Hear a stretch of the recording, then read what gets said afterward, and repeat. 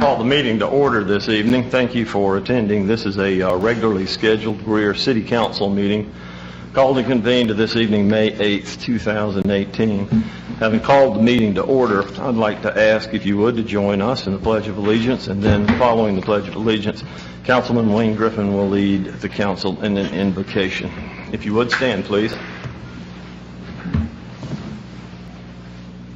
I pledge allegiance to the flag of the United States of America and to the republic for which it stands, one nation, under God, indivisible, with liberty and justice for all. Let's pray. Our Father which art in heaven, hallowed be thy name. Thy kingdom come, thy will be done. Father God, it's once again a few of your humble servants come calling thy holy and righteous name. I want to say thank you, Father, for all the many wonderful blessings that you bestowed upon us. For truly you've been better to us than we've been to ourselves. Now, Father, if you would, I ask you to come and be a part of this meeting to lead, guide, and direct. These and all the blessings you ask your precious Son, Jesus Christ's name. Amen. Amen.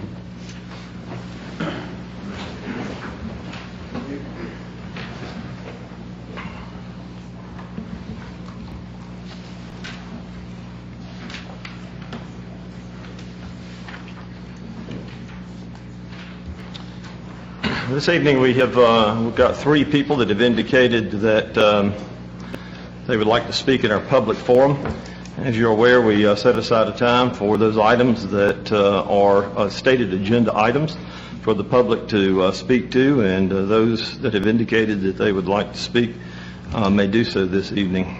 With that, the first one to sign up is Ned Newcomer, and if you would, sir, come to the podium for a matter of record. If you'll state your name and address, the floor is yours.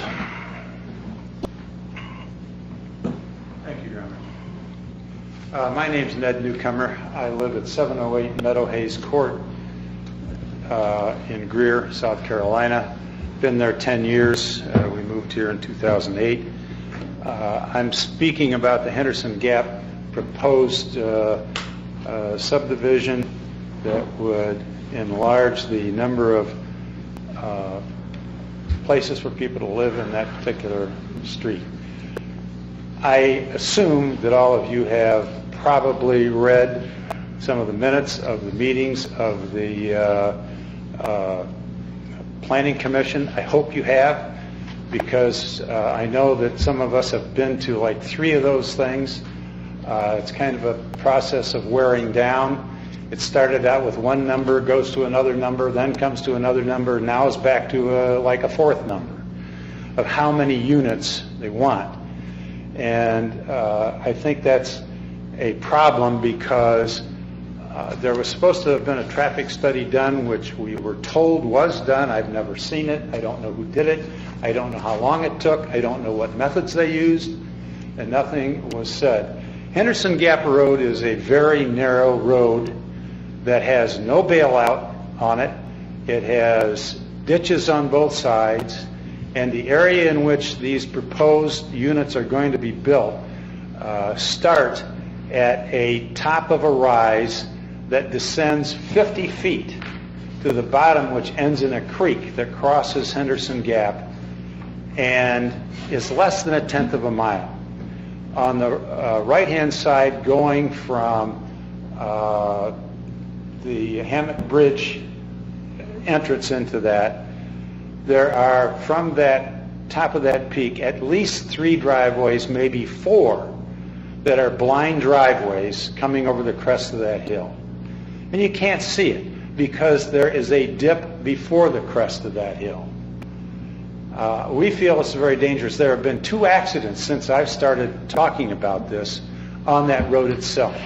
I see children every day get out, buses that walk the whole length of Henderson Gap to get to their homes, and they have to walk in the grass. There are no sidewalks. Now, I've been told that the builder is going to build sidewalks. Well, that's no big deal, because that probably takes up 50 to 100 feet of his frontage. That's all. There are no other sidewalks in that area. It's really very dangerous. This road is typical, and I'm from Ohio, and I hate to say it, but I have a good friend who was in the road building business all his life. And the roads down here are terrible. You have no berms anywhere, and there's no berms on Henderson Gap either. You know, where do you go? It's very narrow, and it's very conducive for cars if you are not aware of the road. And I can tell you, the first time I drove down Henderson Gap in that direction, I had no idea what it was. And I was probably going a little too fast for what it was there. And it's really very dangerous because it ends at the creek and there's a sharp turn to the left and then up the hill again. Now, we talked about in the Planning Commission, we've talked about all of the monies that it's going to be have to be expended for water, sewage, electricity, etc. We've talked about the schools. Unfortunately, I think we're getting into the situation that they're getting out to the south of us where there is so much building going on and it's helter-skelter. There's no plan, and I don't know that there's a plan here. You have allowed buildings to go up all over the place. You've got Henderson Gap, you have that huge complex going up there. You put in all these apartments on the corner of Brushy Creek and there. I mean, I don't know how many units are in that thing. There got to be 1,000 people in those in that total amount that's there. And then there's one right down the street that just went up that's been totally filled up. And I don't know how many people are there in that particular one down on Brushy Creek further on down. I don't know what you're going to do with all these people. And it's just causing a real problem. And I think it's a real dangerous situation on Henderson Gap. It's one of the worst roads to build on. Now, I know if somebody can go out and they'll buy themselves a tract of land and, okay, boy, I think I'll do something with this. And they buy the land, and they got the money to buy the land. That's okay. They got the money to develop, and they say, okay, we want to develop. And willy-nilly, somehow they get it because they've got the money, and they want to do it. And I don't think that's right. And I think you got to take into consideration the welfare of the people in this community. And I'm going to tell you, you put those buildings in there, somebody is going to die on that road. And I hope the guy's not a kid. So I hope you take into consideration all of the things that that we've talked about when we were in the other meetings that we had.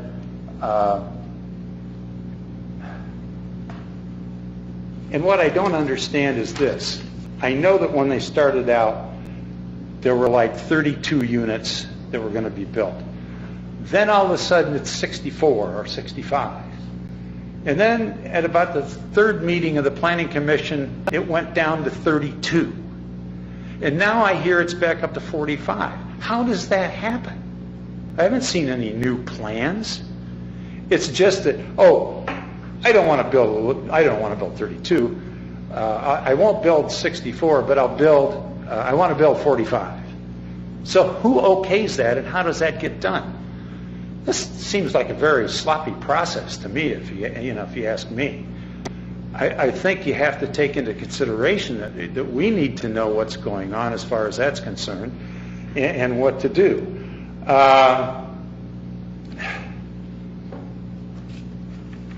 Trying to think if there's anything else. That's about all I have to say. I don't know if any of you have driven down that road. If you haven't driven down that road, then you don't have any business agreeing with the building of this unit until you understand what that road is all about. Because it is a very dangerous road. And I guarantee you, if those units are built, somebody is going to die on that road.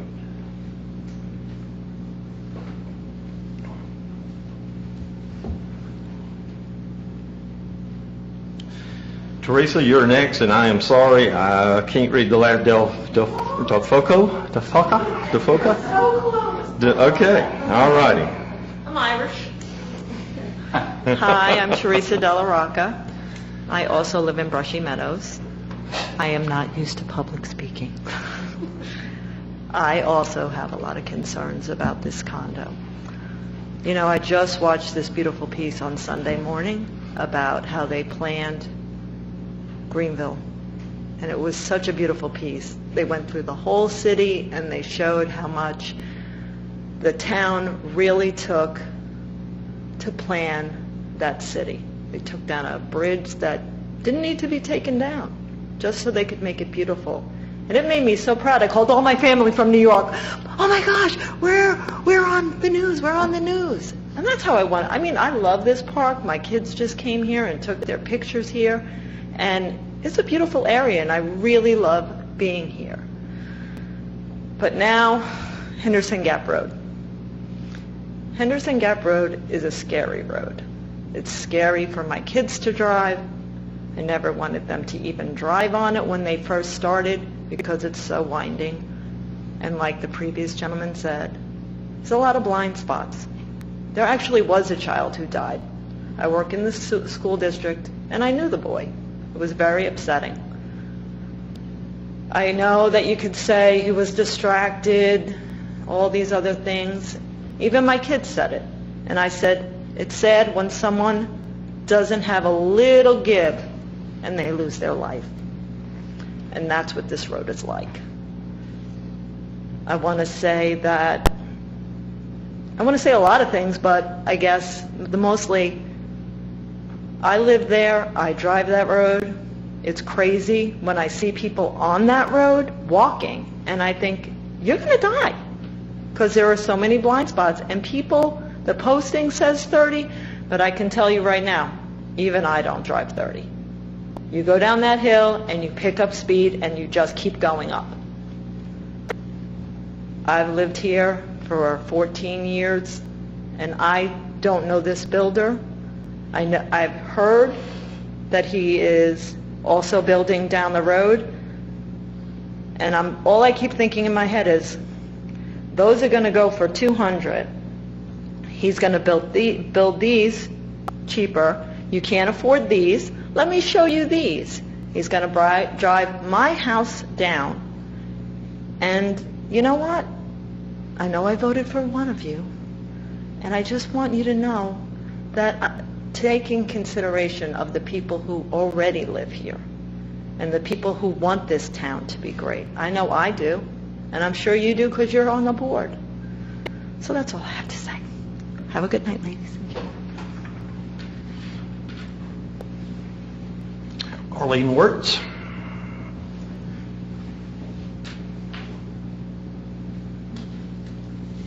Hi, my name is Arlene Wirtz. I live at 11 Glen Creek Drive in Greer, and I'm a member of the Rich Glen neighborhood. And I'm speaking for many of my friends who weren't able to come tonight.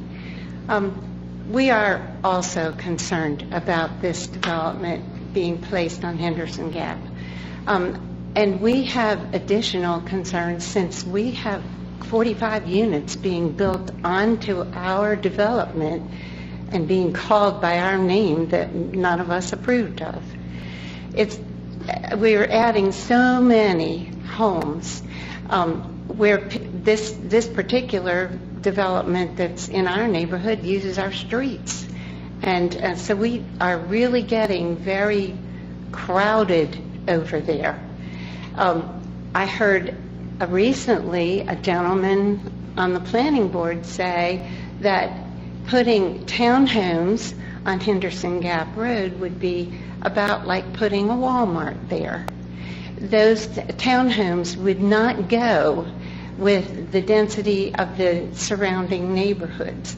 We have nice homes, and we realize that townhomes can be nice, but just the very way that they attract singles and smaller sized families that sometimes can be a little less responsible about caring for their places and so forth, just because they don't have the same kind of responsibilities, or they have a very busy life and can't. So that's a concern to us. We'd like to see if you approve development, and we understand that development does happen, but we would like to see a development that it does not overcrowd the neighborhood and has less density. I share the concern about traffic, and I'm not going to take your time, because you've already heard what our folks have been saying. I can tell you, I have a 3-year-old granddaughter that lives on Henderson Gap Road, and I fear for her life. She cannot be in her front yard ever because of the traffic on that road. So I'm just asking you, as a grandmother and a concerned citizen, as a homeowner in that area, please take into consideration the people who live there and help us by not over-planning and overdeveloping our area. Thank you. Thank you.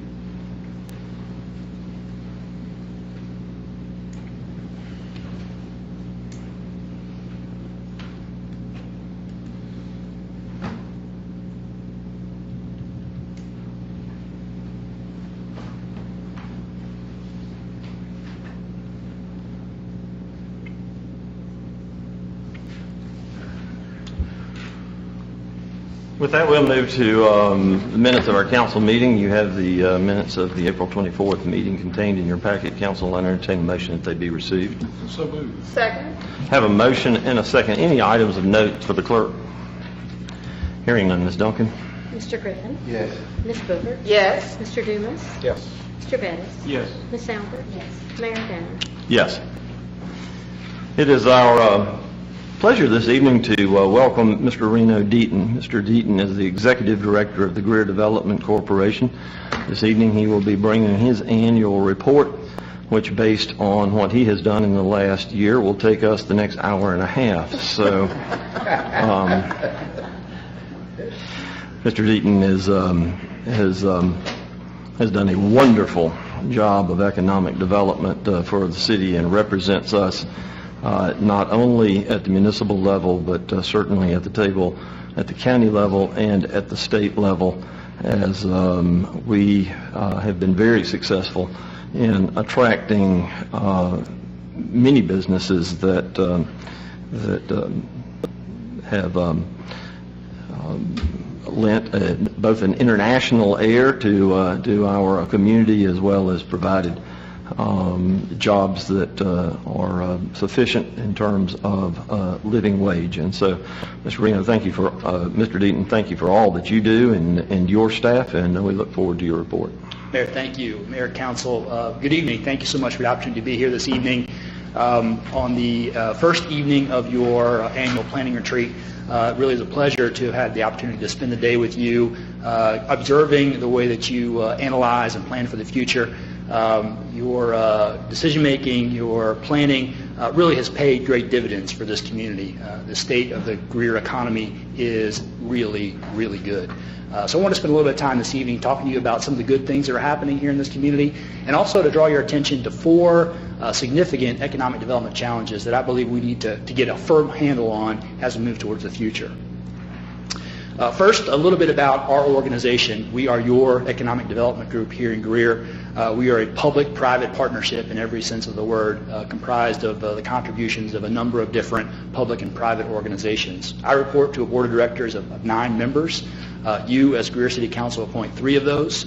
Mr. Ed Driggers serves as a permanent member as city administrator. Mr. Bettis is our chairman and an elected member, and Kevin Duncan is also an elected member on behalf of the city of Greer. I'd also like to recognize Brian Martin here this evening, who is a representative of our board representing the Partnership for Tomorrow. Our mission really takes on 4 distinct facets: business retention, new business recruiting, marketing, and product development. The sexy, if you will, of economic development is our new business recruiting, and I'll spend most of my time tonight talking to you about that. But I do want to recognize business retention, which I believe is probably the most important thing that we can do as a local economic development group. The efforts that we make, that you make on behalf of the city, to make sure that existing businesses in Greer remain existing businesses in Greer is really very, very important. Those businesses years ago, months ago, have taken the time to invest in this community. Their employees are also personally invested in this community, living here, working here, involved in our schools, and it's important that we do everything we can possibly do to make sure that we are recognizing their challenges and issues, addressing their problems, and when the climate is right, that we're providing the opportunity for them to grow. I'm proud to say that we as an organization visit with 20 to 50 of these organizations every year. Many times the city administrator joins us on those visits. The mayor occasionally is able to join us as well. to extend the thoughts from this council and certainly this community as to how important it is that they remain businesses in Greer. And maybe more importantly than that, as the information flows back to you as council, you've done a great job of responding to those challenges. Things that you've done, for instance, to reshape business license fee, to address utility issues, to address planning and zoning issues for these businesses have really been phenomenal. And it's made a huge, huge difference in terms of not just keeping those businesses, but allowing them to be advocates for the next group of businesses that come our way. So thank you very, very much.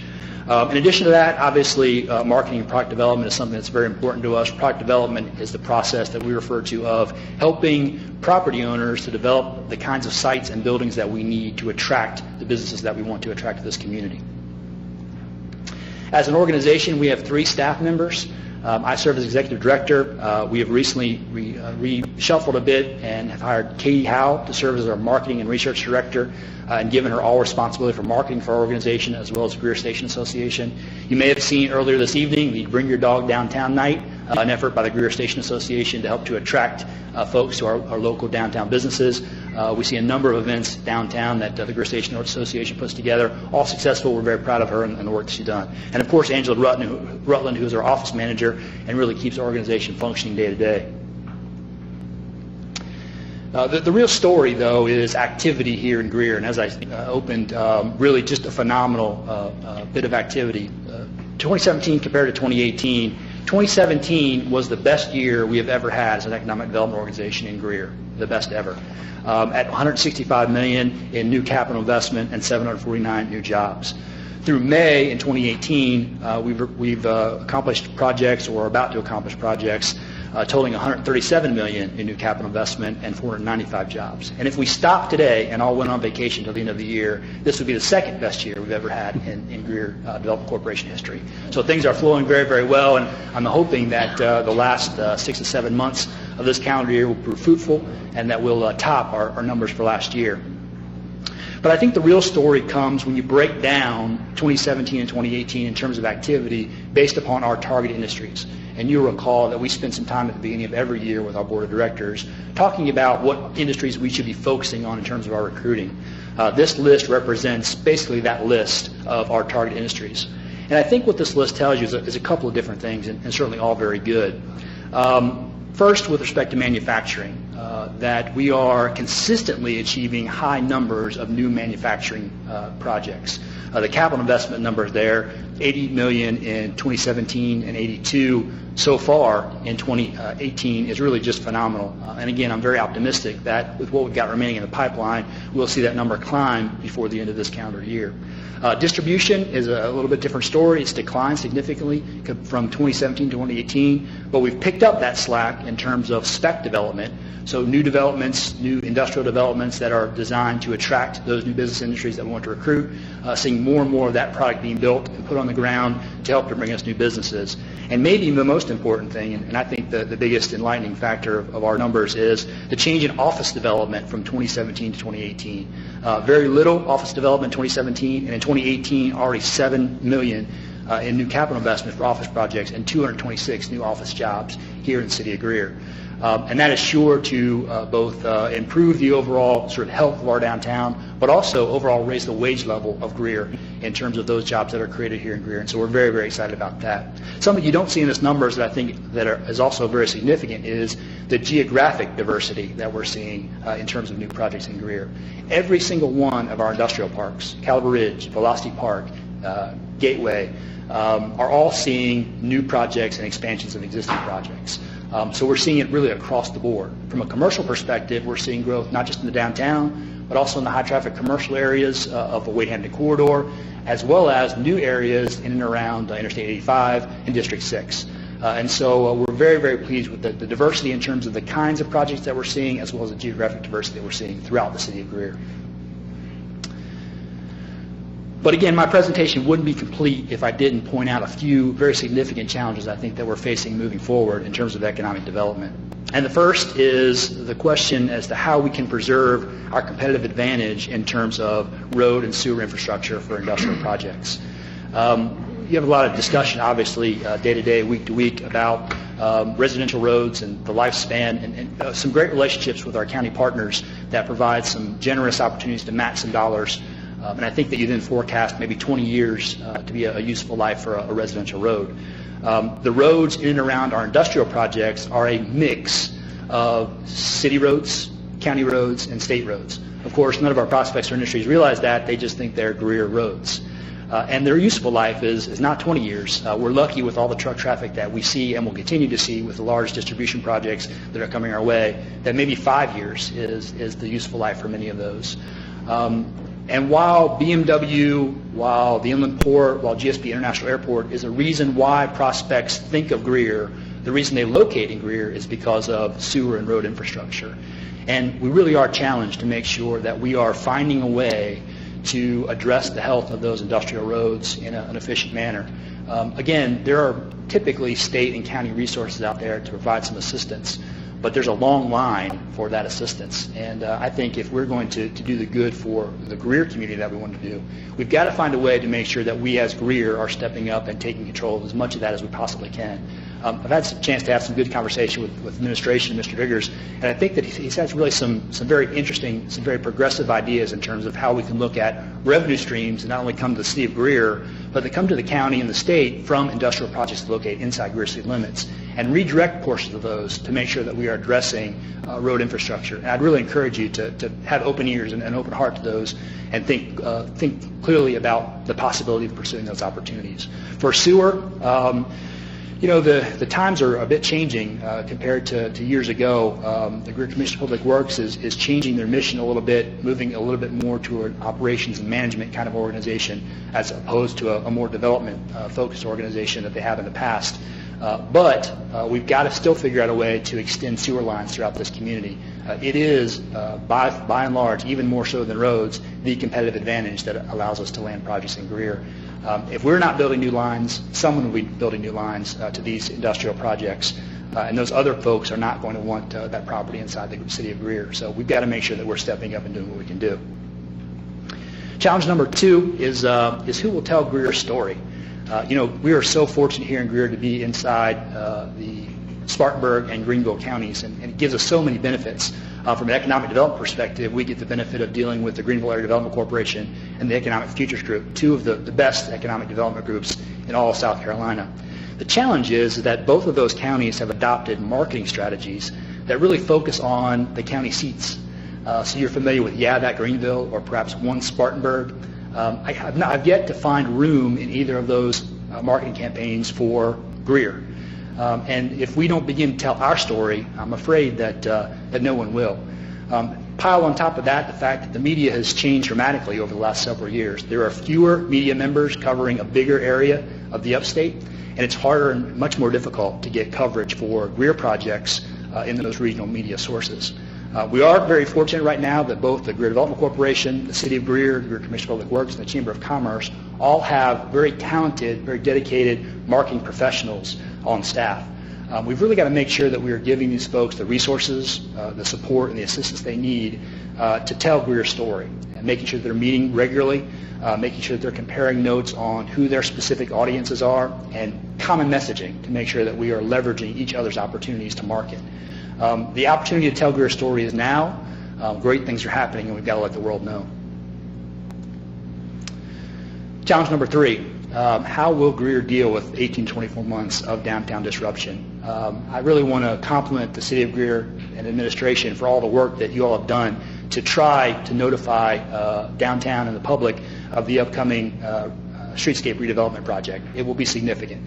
I don't know of anything more you could do. A great website, great work to get out and meet one-on-one with local businesses. Hiring a project manager specifically to make sure that you're interfacing with the downtown businesses, all really great things. But I want to remind you of Bistro 107. Everybody remember Bistro 107? 107 South Main Street, a little restaurant downtown, a great little restaurant. They did a great job, great bit of business about 10 years ago. The City of Greer at about the same time started construction of the Police and Courts building right across the street. And in doing so, took what was a parking lot and replaced it with the Police and Courts building. Now, there are a lot of reasons why a restaurant will fail, and reasonable minds can disagree as to why that is. The Bistro 107 folks were convinced that the removal of that parking lot across the street from their business was the cause of their demise. And again, reasonable minds can disagree as to whether that's accurate or inaccurate, especially since they opened up right onto a city parking lot. But the Bistro 107 folks made it very clear that the city of Greer was killing their business. And again, reasonable minds may disagree, but Bistro 107 eventually went out of business. And even to this day, even though we've had some successful restaurants backfill that space from time to time, we still deal with the question with prospects at that space as to whether there's enough parking at 107 South Main Street. Now, members of council, that was one parking lot. The redevelopment project is literally everything else in downtown. Let you sink that in for just a moment. Everything else in downtown will be under construction for 18 to 24 months. We've got to make sure that we're working very hard to reach out to businesses as you're currently doing. We've got to market that Greer is open for business. We've got to be very positive about the fact that this is a temporary discomfort, that the end product is going to be fantastic, and businesses are going to do 10 times better at the end of this project than even they are today. But again, we've got to be leery of the fact that we're going to see some different sides and some different folks. Folks are going to have different thoughts and reasons as to why they might be struggling. And so we've got to make sure that we're working very hard to address those concerns day by day. And then lastly, my challenge number 4, and that is Greer actually growing fast enough? And this is not a typo. I also know that I'm not making any friends with the Building and Development Standards folks with this question, because they are literally giving you 150% every single day. I read a couple of interesting articles recently. One was in Greenville Today, which is the online publication, and it was advocating, if you will, for annexation into the city of Greenville by adjacent properties. And the article described how inside the city of Greenville, services were better than outside the city of Greenville. Very interesting. Then just about 2 weeks ago, I read an article in the Post and Courier analyzing the annexation strategies of the 4 largest cities in South Carolina. And in particular, it looked at the city of Charleston and really remarked how it had grown so dramatically over the years because it had taken sort of the bold steps to offer city services outside of the city and bring those folks in. Very interesting. I don't know if we'll see many articles about that in terms of annexation in this community. You've certainly suffered the slings and arrows, if you will, of annexation for a long, long time. But quite frankly, I think that annexation is no longer taboo. If other communities are doing it, and we know they are, I think we've got to be very clear about why we should do it as well. And I think it's important to recognize and realize that there is a real quality of service that you can offer here in the city of Greer. You make a real difference for the homes and the citizens and the businesses that choose to annex in. There's real value in terms of city services and what you do from the top of the staff to the bottom of the staff. And I don't think we need to be apologetic for the desire to grow and to annex. In fact, I think we should have some goals.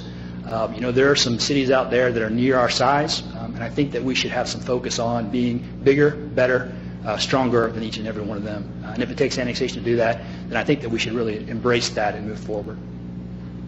Mayor and Council, I really do appreciate the opportunity to work with you and your staff every single day. There's real opportunity here in Greer, and I think that moving forward, the opportunity will continue. I'd be happy to take some time to answer any questions that I can. Thank you, sir. I suspect we may have a few. Council, the floor is open for questions or comments.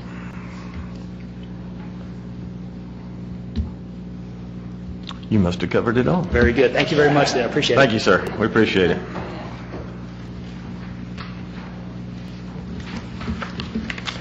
Tough act to follow, but Mr. Driggers, the floor is yours. Maybe most appropriate to say no report. A couple of items just to make you aware of.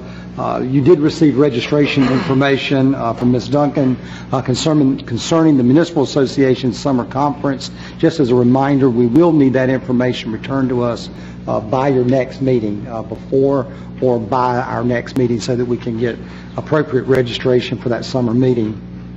Also, as a reminder, our retreat conference will continue tomorrow morning. We will gather at 8:15 and begin at 8:30. 8:15 for coffee and conversation and a light breakfast to get us going, and then we will be meeting through lunch tomorrow, probably wrapping up somewhere around 12:30, 1 o'clock, but we'll be able to gauge that as we get through our agenda tomorrow as well. Again, thank you for your time today. You've been here since noon today and have worked continuously through until the beginning of this meeting. Of course, we will have a few items in executive session this evening. A couple of those are some economic development projects. Mr. Deaton will provide some additional information specific to those current projects and how we are tracking with those moving forward. Had an opportunity this past week to meet with representatives of our workers' compensation insurance and also our liability insurance program. One is called the South Carolina Municipal Insurance Trust. We refer to that as SMIT, and the other is the South Carolina Municipal Insurance and Risk Financing Fund that we refer to as SMRF. We are members of both of those. It was a very, very good meeting. We meet annually with them to do an annual report card. As you are familiar, one of the things that we are involved in this pool program is that all members contribute to the pool, claims are paid from the pool, and there is an experience modifier. The experience modifier gives us the ability to either receive discounts, or it also gives us the ability to have penalties based on our performance. We have tracked very, very well over the years in these programs.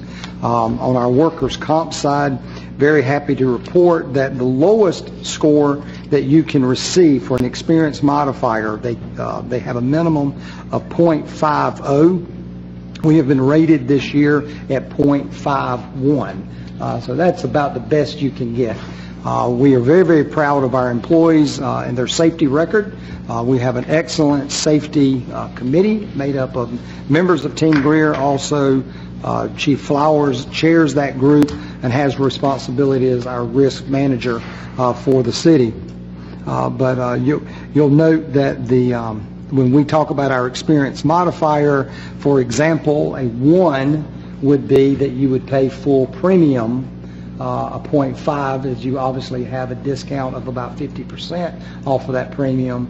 When you go to a 1.5, a 2, or a 2.5, you can obviously see what the penalties are relative to that. The reason that we do an experience modifier in that program is to reward those municipalities that are have the strongest record and are proving through their efforts that they can have low claims relative to that program. That's us. And again, we're very, very pleased to be in that program. We're going to bring the full report card to you in the future, but I wanted to share with you the 0.51 experience modifier on the workers' compensation program. The SMRF program works in a very similar way, but of course this is our liability insurance. This covers our tort liabilities, this covers our vehicles, all of our facilities as well. Again, the experience modifiers can go from a 0.5 up to a 2.5.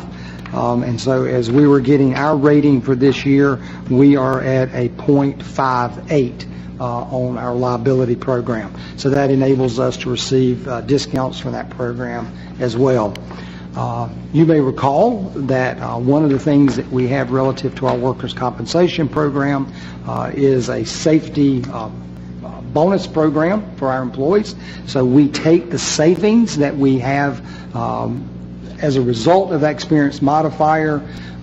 Half of those savings are retained and returned to the general fund, and the other half of those savings are distributed to our employees on an equal basis among all employees and all job grades. And so we do that in October of each year. This experience modifier will enable us to do that again, and we look forward to doing that. We thank you for your continued support in that program. Again, we will bring that report card, some specifics to the report card, but again, wanted to report to you the experience modifier. Those are the items that I needed to brief council on this evening. Certainly available if you have any questions, and of course we'll be together again tomorrow. I'm glad to do that then as well. Thank you, sir. Thank you.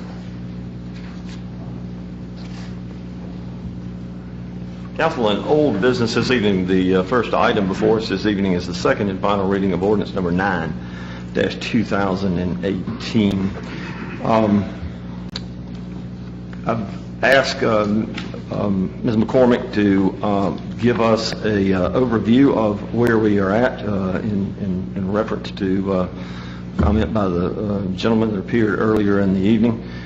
This comes back to us for second and final reading. There have been some changes made through the Planning Commission and others as it comes back before us again, and I felt like that it would be appropriate we entertain additional information or information at our first. I typically ask for additional information at our second reading, and I think she has information in that regard as well as others may as well this evening. So, Ms. McCormick, in regards to the reading of the second reading of the ordinance number 9-2018, if you would give us a overview and an update, please, ma'am. Yes, sir. Thank you very much. Good evening. Our docket this evening, the first one, as you know, this is a two-part design review district. It has a Ordinance 9 and Ordinance 10. They're sort of related, so I'll talk about them in concert. The first property, as you can see there on the screen, is pointed to by the blue arrow, is currently in the city zoned R15. And this was first at the Planning Commission in January, the one parcel that was already in the city, 8.1 acres, and the Planning Commission approved 40 units at that time in their concept plan and statement of intent. A traffic study was required at that time by the Planning Commission to be presented at the time of their final development plan review and to implement desired traffic improvements as part of that plan. Subsequent to that meeting, the owner withdrew the request before it came to you for first reading as they acquired additional property, which are the two parcels directly to the north. One has a little squiggly line, that's the creek, and then the one right below it. And then in March, we came back with first reading on a new design review district with these three parcels, and that's 9.5 acres, one in the city, and then again 2 to be annexed, which is why we're treating them as one design review district, though 2 ordinances because of rezoning and then an annexation. Planning Commission did review and voted to hold until a traffic study was ready, and that was at the March meeting. At their April meeting, the traffic study was prepared and presented to the Planning Commission. That traffic study determined that no improvements were needed for 62 units that were originally proposed, as you see on the screen. However, the Planning Commission voted to approve 35 units and required a 50-foot buffer along the southern property line adjacent to Riverside Chase. I'll be glad to go over any specifics, or if you have any questions, I'll be glad to take those at this time, but that's all I have, Mr. Mayor. Council questions of Ms. McCormick. What's the normal buffer for a property like that? We have no specific set buffer in a DRD or a plan development. We like to see 25 feet is the normal buffer that is typically given around those types of properties.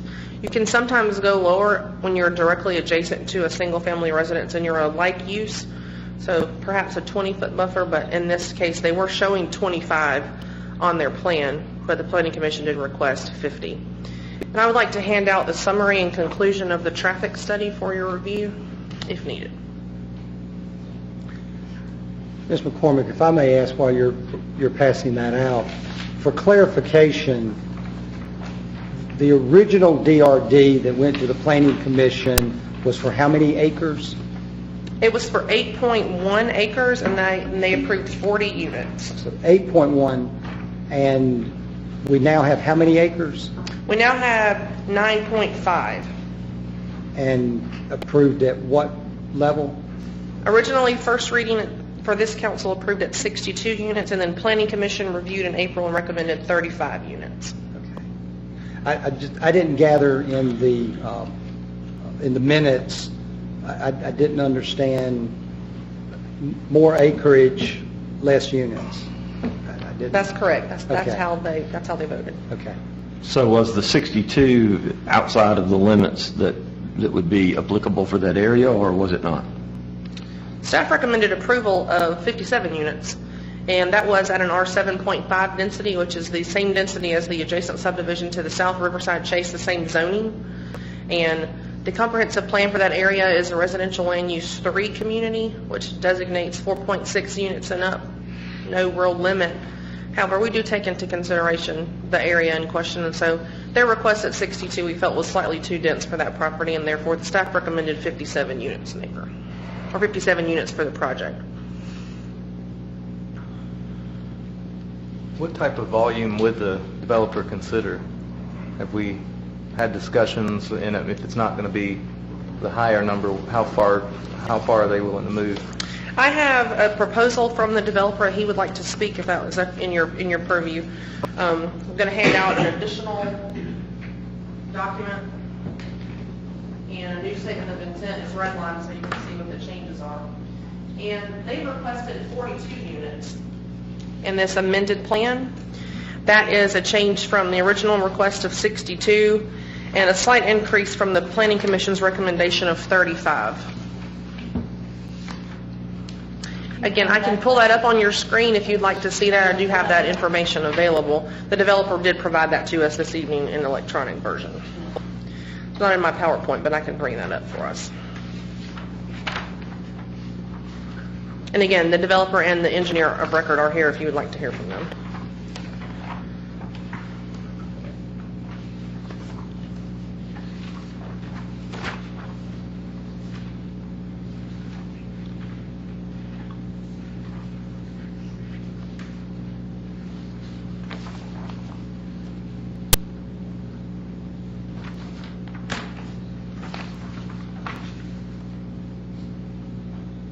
So the plan, what we're looking at here is how many units, what design was this?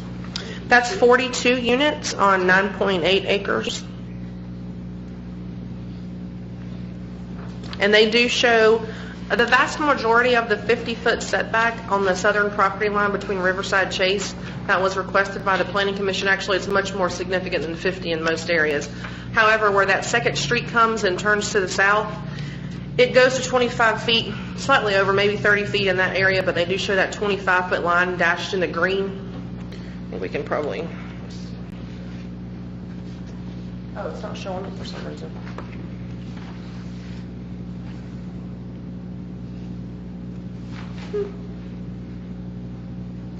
Is that because of the significant grade change there, or just the length of the road, or both, or what?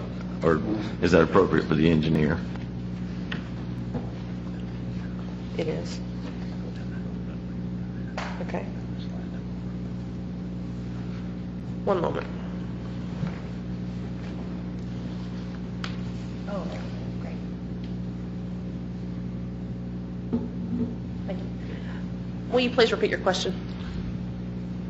Where the buffer skinnies down there for a little bit, right at the end of the second road right there, there's a fairly significant drop-off in the piece of property right there, but of course the road extends to the last unit. Does the buffer skinny down around the end of the road there for either one or both of those reasons? Is that the idea? In speaking with the developer, I think it was just so they could make sure they had the required fire department turnaround. They weren't developing units in that buffer space, just part of the road. Okay. So I guess it may be helpful as well, too, to without getting too far into the weeds, to talk about the design review district and why we do have at least 3, maybe 4 different options at this point on the table. Sure. When a developer or an owner of land in the city wants to propose a design review district, it's a review district. What that means is that they have to submit a statement of intent and a concept plan as part of their development in order to have that approved. Those 2 documents in essence become the zoning ordinance for that piece of property. Therefore, their original proposal of DRD with 62 units seemed to be a little bit too dense for what the Planning Commission was looking for. After their meeting in April, they suggested the 35 units, which is where we came down to that option. And then a third option that you have now is to adopt this, what would be, I guess, deemed as a compromise between the 62 and the 35, which is at 42 units per acre. I think if you hear from the developer, you'll understand that while 35 seemed like a good number to the Planning Commission, 42 is certainly more financially feasible for his development product. And the difference in units is 7 units. It's not that different. You're talking not that many cars per day of difference. maybe 40 cars. If you look at a trip generation model, a typical townhouse has 6 trips per day, whereas single family would have 10. So you're going to have less trips per day out of 7 townhouse units than 7 single family residences.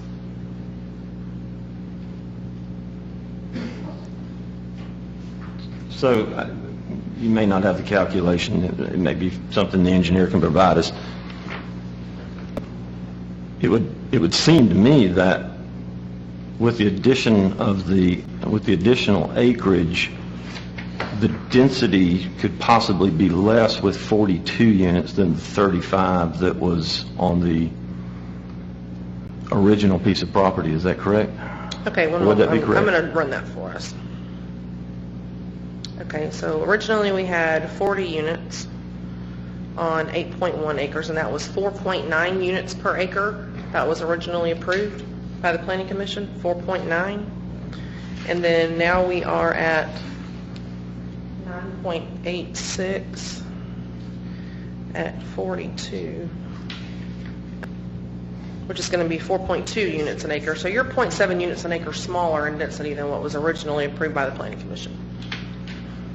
So if it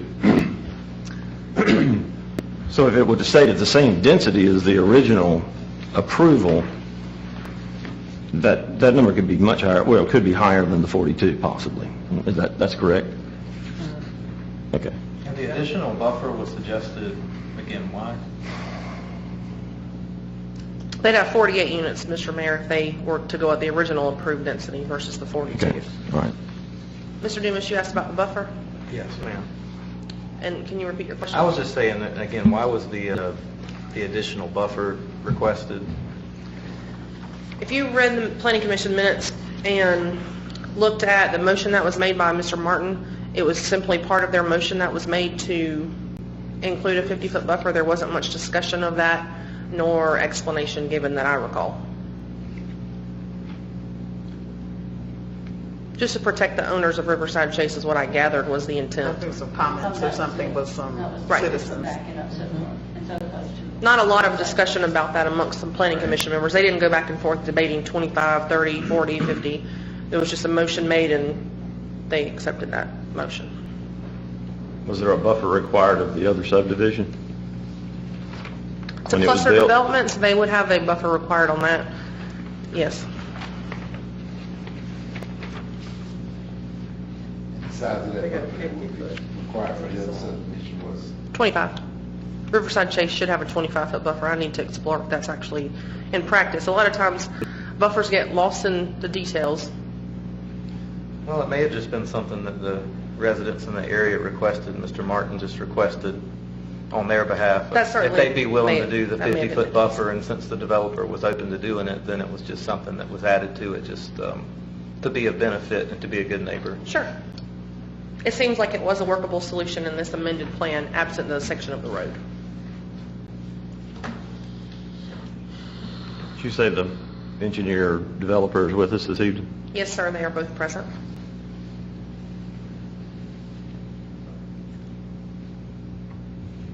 Other questions for Ms. McCormick? You know, the developer may be going to go over this, but I do see down in the phasing and density that they plan to, approximately 21 townhomes will be built first, and then first phase, and then over a total of 3 years, then that's when they'll end up with the 42. Is that correct? Yes, ma'am. They sometimes do phase developments. When they do a final development plan, this will have to go back to the Planning Commission for just a ancillary once-over review, and they may do that in phases. It's a way they break down. If you take all the lots down at one time, you start individually paying taxes on those, and sometimes developers want to do it in phases. That way, they keep that larger property in a holding until such time as they're ready to develop it.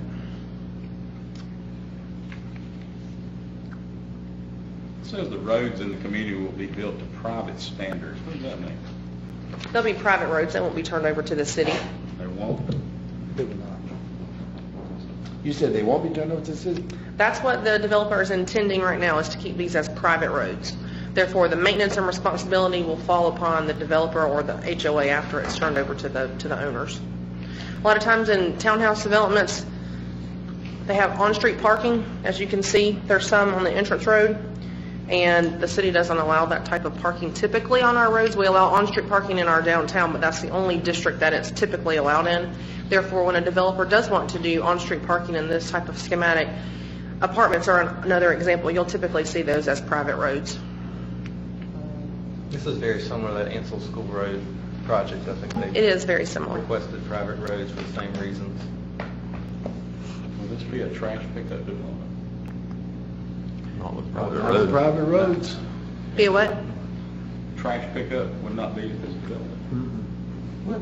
We would need to review that. It's possible, because as long as the container can be stored at the rear or inside the garage, and it has garages, as long as our equipment can get in and out. On a private road, we do require the HOA to issue a hold harmless for our equipment, but it's likely that it could be. We would just need to review it. But if it has a common dumpster area, like at the end of these roads or something, it wouldn't, because that'd be a private service, right? Correct. Yeah. They're Others? they're not currently showing a dumpster space that I'm aware of. They can add that to their plan, that's a minor change, but if they did want to do city trash collection or a private company, that's certainly something that they can work out.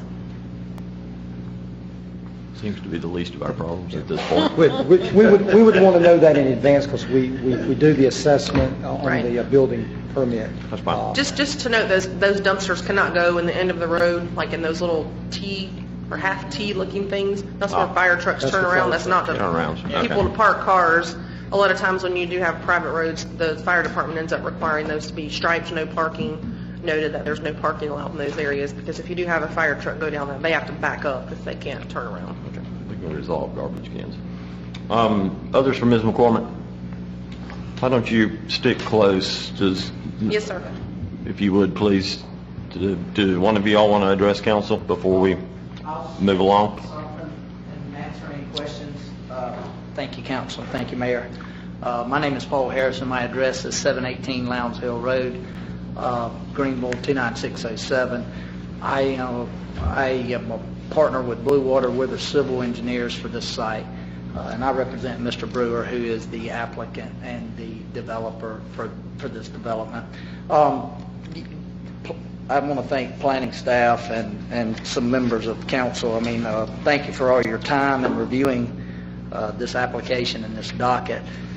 We mentioned, there's only one other thing that I would like to mention that Kelly didn't cover that I think is pretty important is there's a big difference in the development of a townhome community as opposed to a single family cluster development.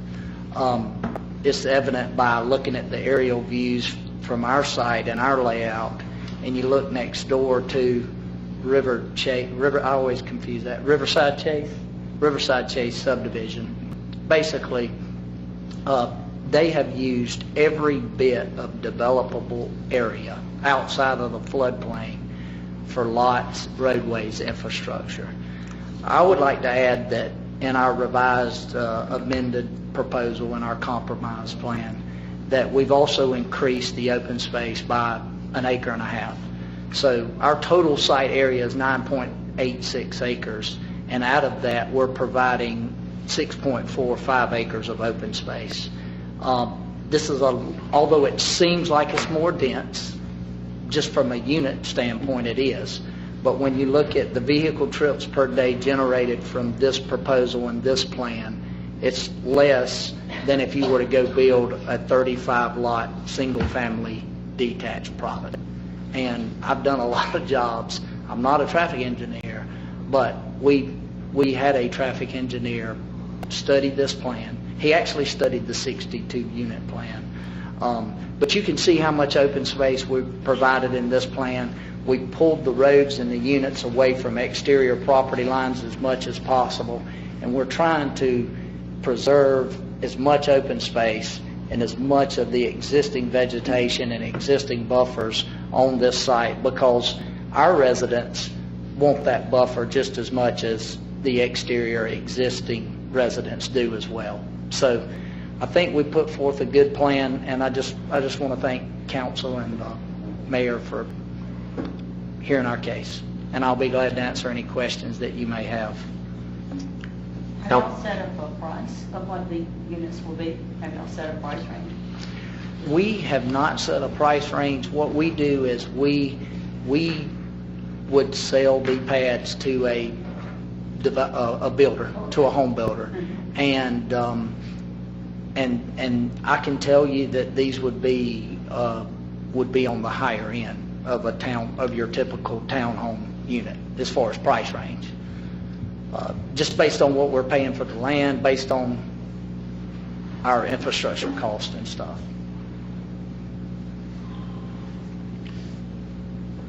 Others?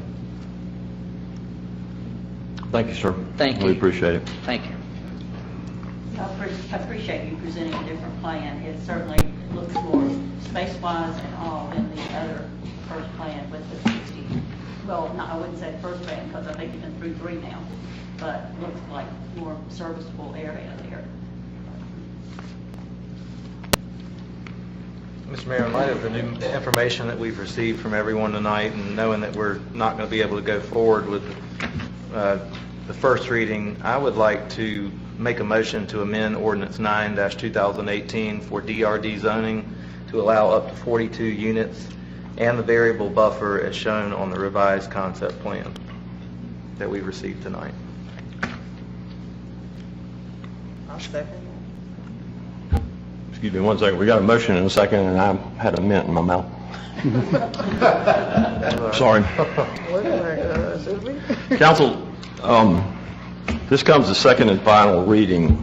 Before us this evening was ordinance number 9-2018. This does come with a recommendation from the Planning Council. Councilman Dumas has offered an amendment to ordinance 9-2018. Sir, if you would restate that for me real quick, please, sir. Yeah, I'd just like to make the motion to amend Ordinance 9-2018, and that's for DRD zoning to allow up to 42 units and the variable buffer as presented as shown on the revised concept plan. We have an amendment to revise we have an amendment to Ordinance 9-2018. This would change the DRD zoning and allow up to 42 acres, which would be a change from the Planning Commission, as well as, you said, a variable buffer, which would also be a change from the Planning Commission. As you are aware, under our own rules, this will require 2/3 majority to overrule the Planning Commission. Just to make that clear before we go any further. We do have a motion and a second, so the floor is open for discussion at this point.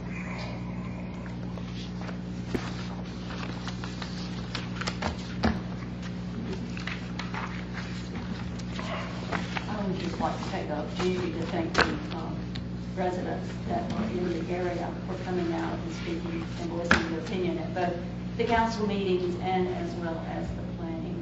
And I would have to say I do share the concerns regarding Henderson Gap Road. I do appreciate the efforts that have been forward, as I said, on this. I will have to share their concerns about Henderson Gap Road. Others?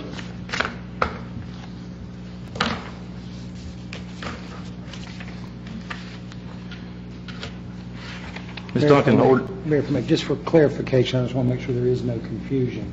The indication of the variable buffer, you're adopting the amended plan, and in the amended plan, they do identify the 15, the 25, and the 50, with the 50 reducing to 25 for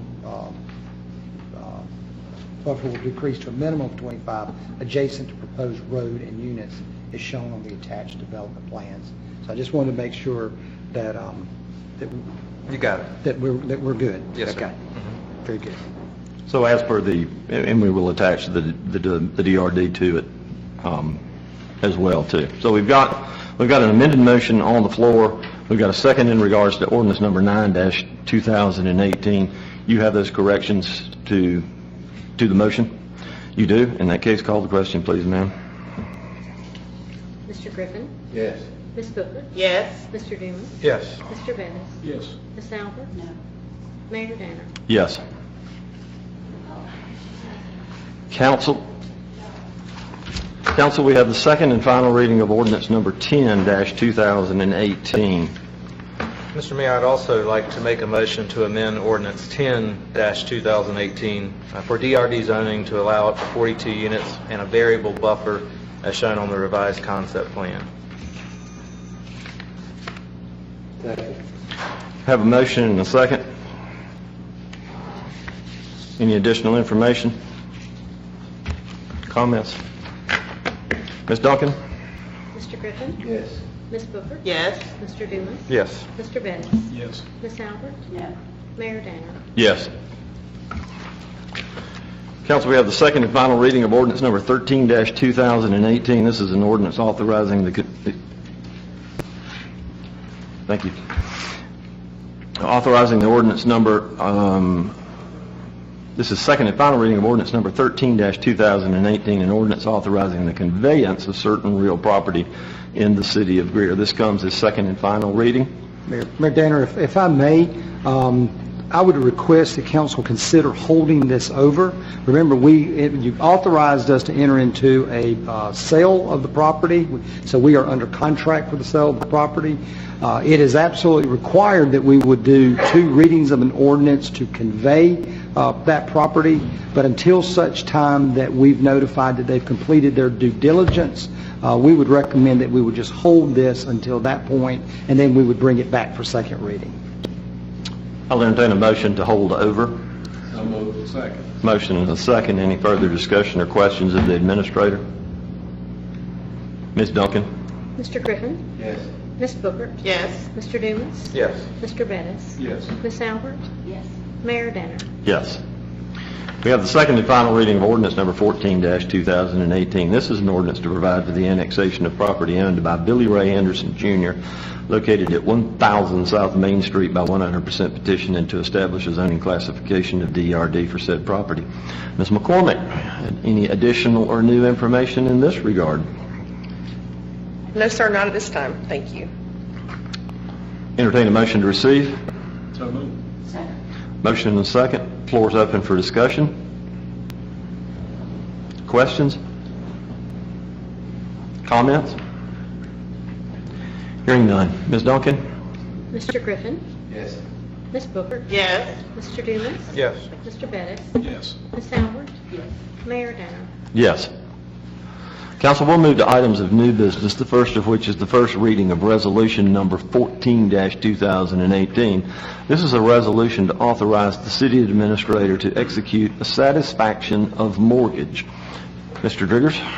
Mayor and Council, contained in your package is the actual resolution. This is in relation to the property that we refer to as Berkshire Place.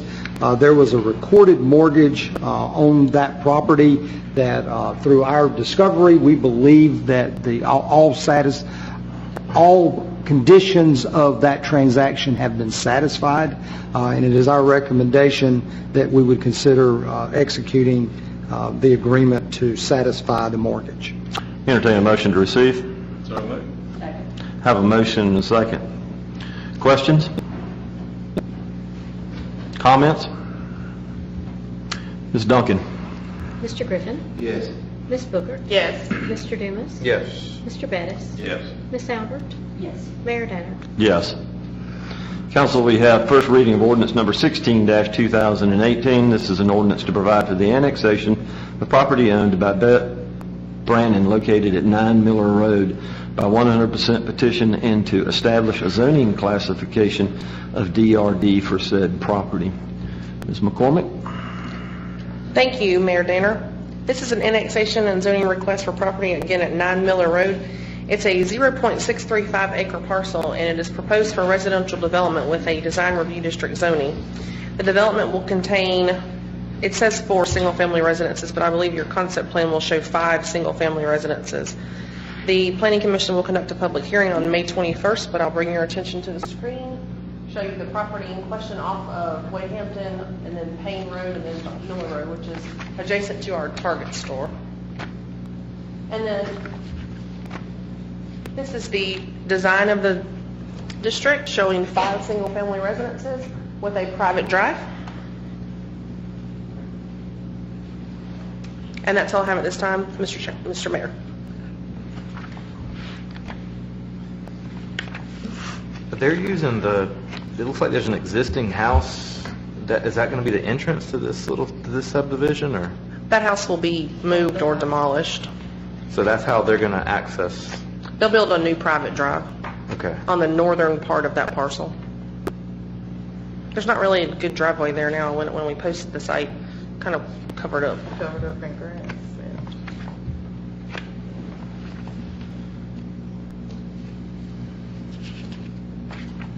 The main purpose of this zoning is because they cannot achieve density of 5 units on that parcel with any of our zoning classifications.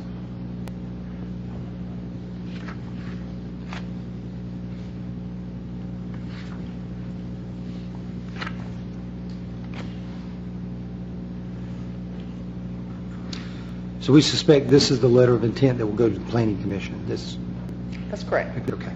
We may have some revisions to be made at PAC. Typically, we like to see a little bit more detail before it goes to Planning Commission. Okay.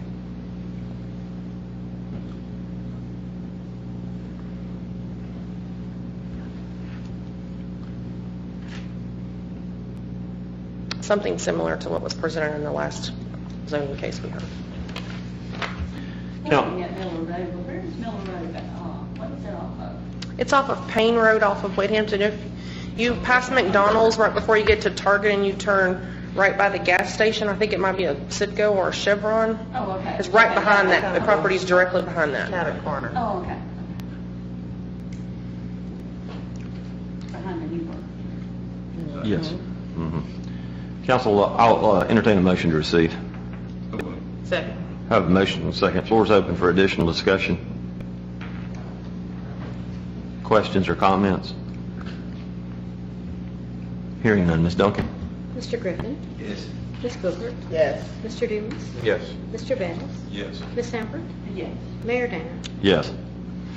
Council, we have 2 items to consider in executive session this evening. I'll entertain a motion on item A and then on item B.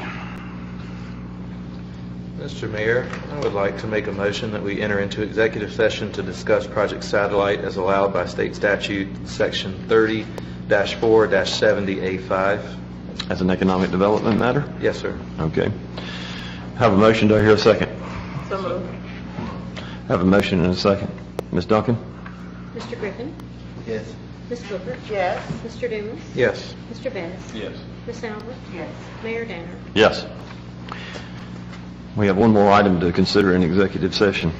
Mr. Mayor, I'd like to make a second motion to discuss another economic development item. And so I'd like to enter into executive session to discuss this about various economic development projects as allowed by state statute, section 30-4-70-A5.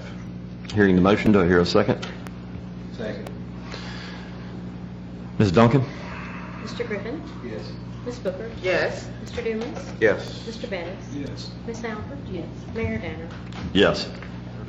It was in regards to information presented about the various economic development projects that are ongoing or potential. We've taken no action in that regard. I'll entertain a motion that we come out of executive session. So moved. Second. Have a motion and a second. We stand adjourned. We got a vote? Yes. Oh, whoa. I'm with you, man. I'm with you. Would you like to amend your adjournment? Do I have a motion? Don't put that on television. Motion and a second? Okay, in that case, Ms. Duncan? Mr. Griffin? Yes. Ms. Booker? Yes. Mr. Dumas? Yes. Mr. Bettis? Yes. Ms. Samford? Yes. Mayor Danner? Yes. All right. Now. Now we stand adjourned.